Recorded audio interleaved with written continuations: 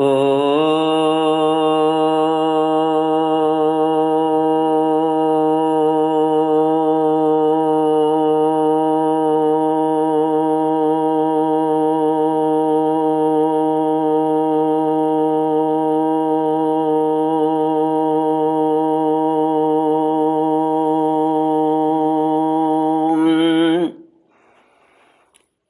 गुरु चरण कमलेभ्यो नमः। श्री गणेशाय नमः। श्री सरस्वत्यै नमः। श्री भागवत भगवान की जय। श्री कृष्ण गोविंद हरे मुरारी, हे नाथ नारायण वासुदेव।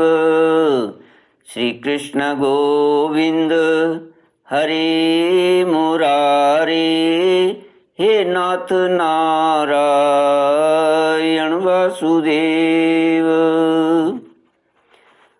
ओम नमो भगवते वासुदेवाय। ओम नमो भगवते वासुदेवाय।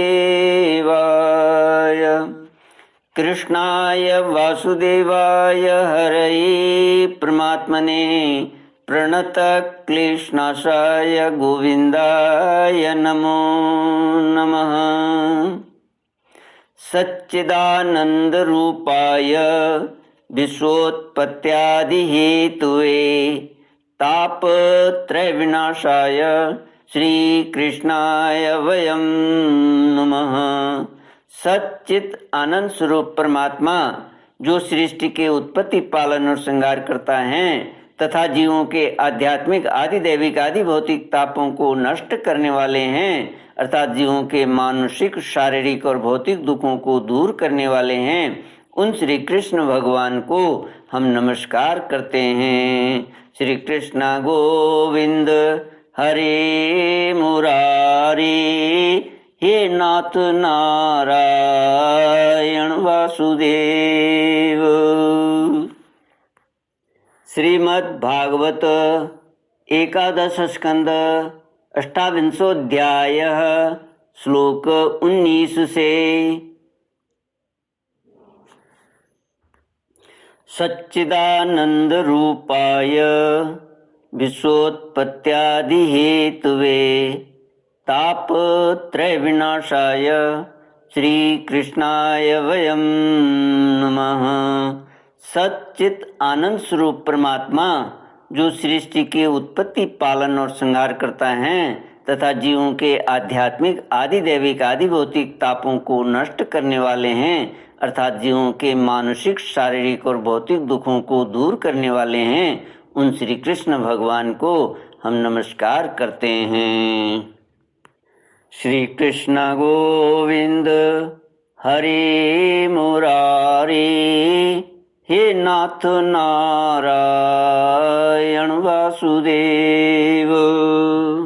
श्रीमद् भागवत एकादश स्कंद अष्टाविंशोऽध्याय श्लोक 19 से। श्री भगवानुवाच यथा हिरण्यं स्वकृतं पुरस्तात् पश्चाच्च सर्वस्य हिरण्मयस्य तदेव मध्ये व्यवहार्यमाणं नानापदेशैरहमस्य तद्वत्। भगवान श्री कृष्ण कहते हैं, उद्धव जी, सोने से कंगन, कुंडल आदि बहुत से आभूषण बनते हैं, परंतु जब वे गहने नहीं बने थे तब भी सोना था, और जब नहीं रहेंगे तब भी सोना रहेगा। इसलिए जब बीच में उसके कंगन, कुंडल आदि अनेकों नाम रखकर व्यवहार करते हैं तब भी वह सोना ही है। ठीक ऐसे ही जगत का आदि, अंत और मध्य मैं ही हूँ। वास्तव में मैं ही सत्य तत्व हूँ।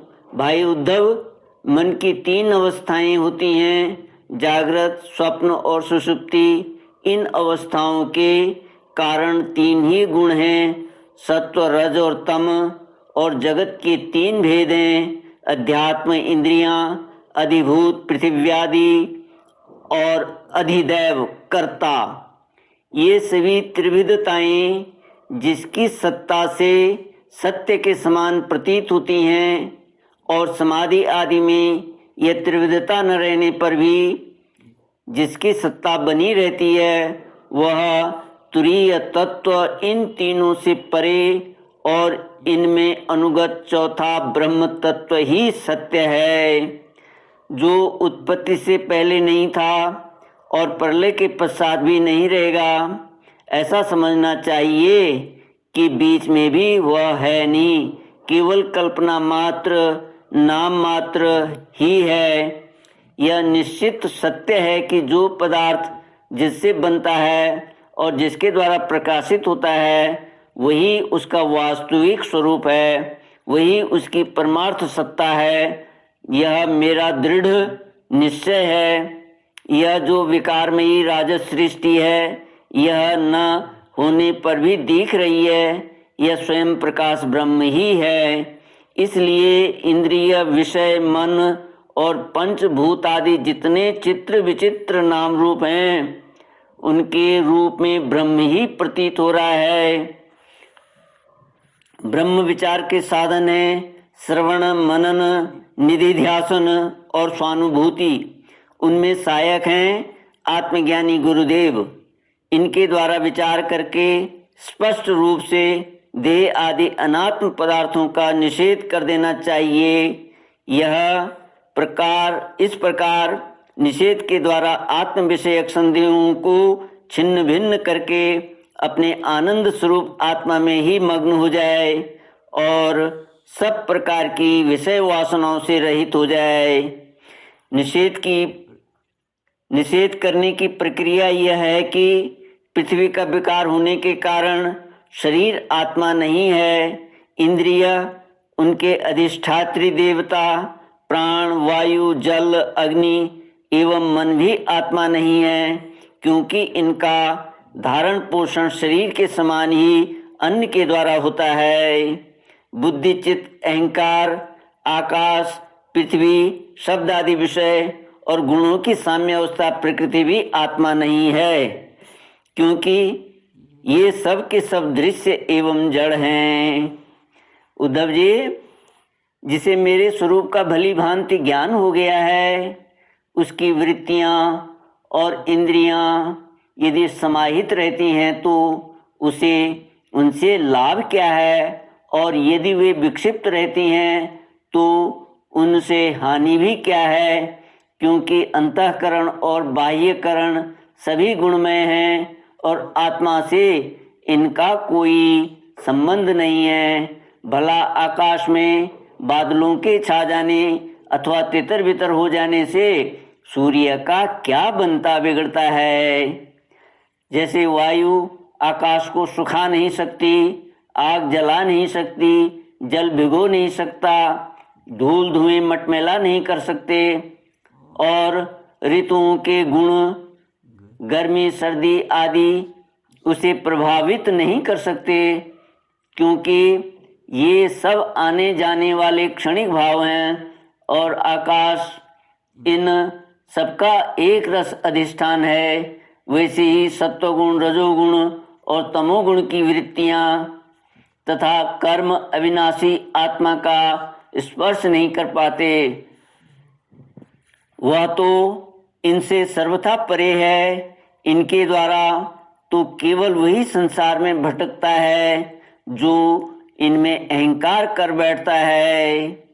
उद्धव जी, ऐसा होने पर भी तब तक इन माया निर्मित गुणों और उनके कार्यों का संग सर्वथा त्याग कर देना चाहिए, जब तक मेरे सुदृढ़ भक्ति योग के द्वारा मन का रजोगुण रूप मल एकदम निकल न जाए।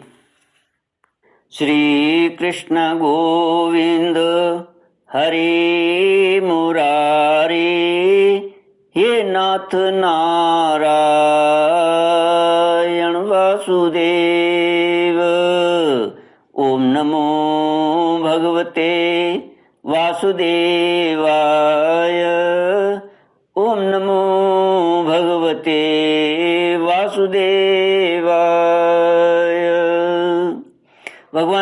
श्री कृष्ण कहते हैं, उद्धव जी, जैसे भली भांति चिकित्सा न करने पर रोग का समूल नाश नहीं होता, वह बार बार उभर कर मनुष्य को सताया करता है, वैसे ही जिस मन की वासनाएं और कर्मों के संस्कार मिट नहीं गए हैं, जो स्त्री पुत्र आदि में आसक्त है, वह बार बार अधूरे योगी को बेधता रहता है और उसे कई बार योग भ्रष्ट भी कर देता है।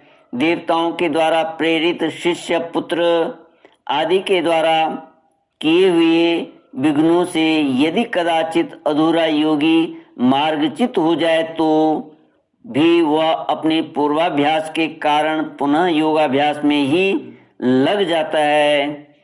कर्म आदि में उसकी प्रवृत्ति नहीं होती। उद्धव जी, जीव संस्कार आदि से प्रेरित होकर जन्म से लेकर मृत्यु पर्यंत कर्म में ही लगा रहता है और उनमें इष्ट अनिष्ट बुद्धि करके हर्ष विषाद आदि विकारों को प्राप्त होता रहता है। परंतु जो तत्व का साक्षात्कार कर लेता है, वह प्रकृति में स्थित रहने पर भी, संस्कार अनुसार कर्म होते रहने पर भी उनमें इष्ट अनिष्ट बुद्धि करके हर्ष विषाद आदि विकारों से युक्त नहीं होता, क्योंकि आनंद स्वरूप आत्मा के साक्षात्कार से उसकी संसार संबंधी सभी आशा तृष्णाएं पहले ही नष्ट हो चुकी होती हैं। श्री कृष्ण गोविंद हरे मुरारे, हे नाथ नारायण वासुदेव।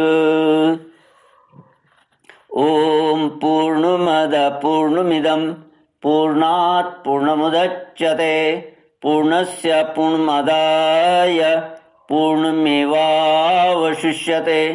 ओम शांति शांति शांति। हरि ओम। श्री गुरुभ्यो नमः। हरि ओम।